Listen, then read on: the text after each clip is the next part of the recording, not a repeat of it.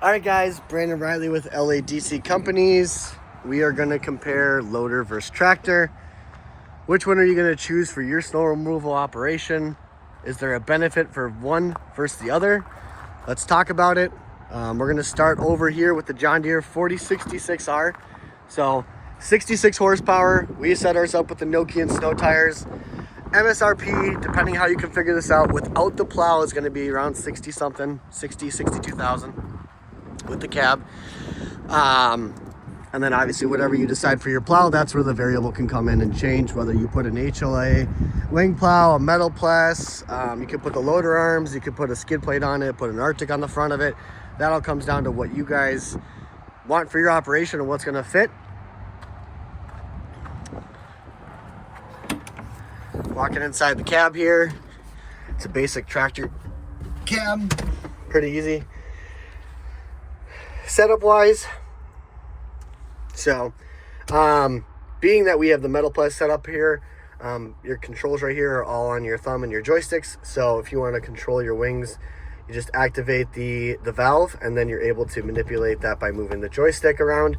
And then same goes for the left side, use the bottom, and you'll be able to move that in and out. And obviously if you just want to angle it left or right, you just lift it left and right, lift up and down for raising it.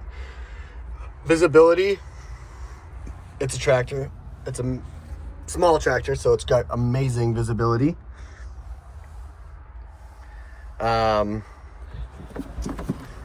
We have ours on the back with the 3-point set up with the Hilltip Ice Striker 75 tailgate spreader, especially on this particular unit here. We got our caution low moving sign, 18 miles per hour ground speed, so great for moving around property to property. The 711 AgriMax here, so obviously if you are roading it, that's a beautiful setup right there. You're not invasive into the road when you're driving. So that's a huge perk when you're looking at the tractor side of things. Again, you get that great speed, great maneuverability, turns really well. Pretty simple operation for teaching your guys how the thing runs. You got a forward and reverse pedal and a brake, and obviously the joystick for everything else. It doesn't get much easier than that.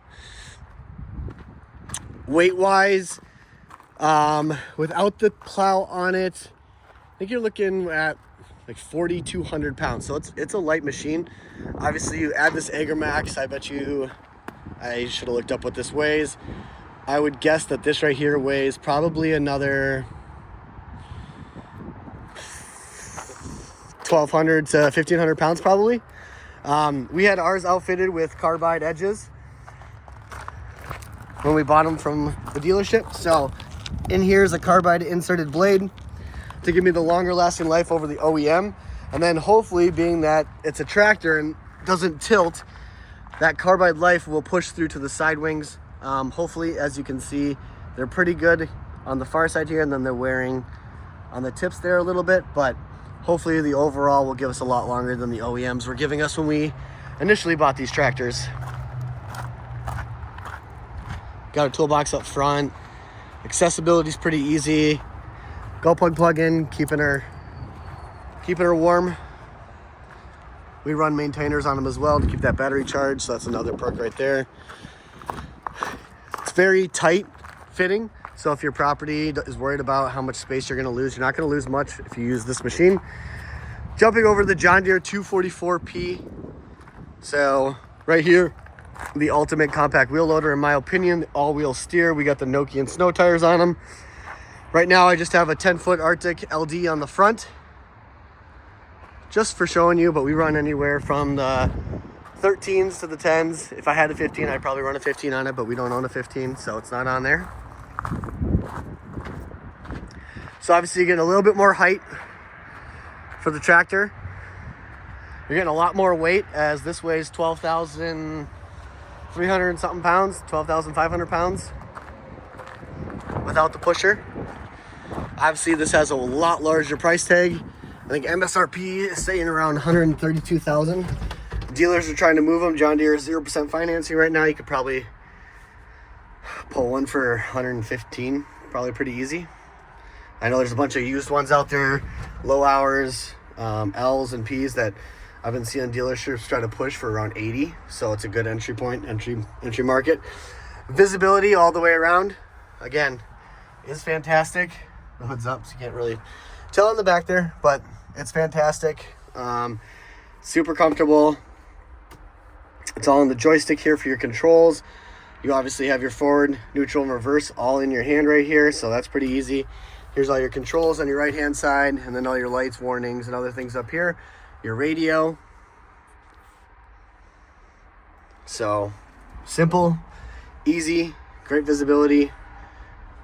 With the all-wheel steer, nothing stops this in terms of pushing power. The tractor also, as long as that blade isn't, all 4 tires are on the ground and you're doing a good push, I haven't found anything that will stop that tractor from pushing, especially with the snow tires. Definitely one of my favorite setups. Only downside difference, obviously, I can stack with this 10 feet, 8 feet, pretty easy. That's about as high as that loader arm will go with the Metal Plus. We've maxed it out with the settings. It took us a year to kind of figure out what worked best, but this center hole on the third top gives me, I think it's 18 and a half inches off the top when it's all the way up. So that's your stacking power. So if you're looking for something that's going to stack, obviously the tractor isn't going to be the way unless you throw a blower on the back and then you could just push a pile and blow it. That's one easy solution. So again, you have a huge difference in price tag for these two machines here. Similar horsepower, you're looking at 66 horsepower, you're looking at 71 horsepower, 12,500 pounds, 4,500 pounds. That's kind of the nitpicking around it. That's your comparison. Love actually both of these units. This is probably one of my favorite machines to jump in. The only downside is it's extremely loud inside it. When you start it up, it's just a very, very loud machine. Highly recommend hearing protection. When you get inside that loader and you start it up, it's quiet. You can't tell. It's completely different. But there you go. Tractor versus loader, both John Deere. Ignore the Arctic versus the Metal Plus. That's not what we're comparing here. If you were going to pick a route, which one are you going to choose?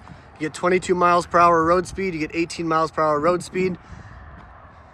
I don't know. It's a tough question. All depends on what's your budget and what works for your company. Both of these units would be perfect for that option. Thanks for watching. Comment down below. Let's hear about it. Winter's coming.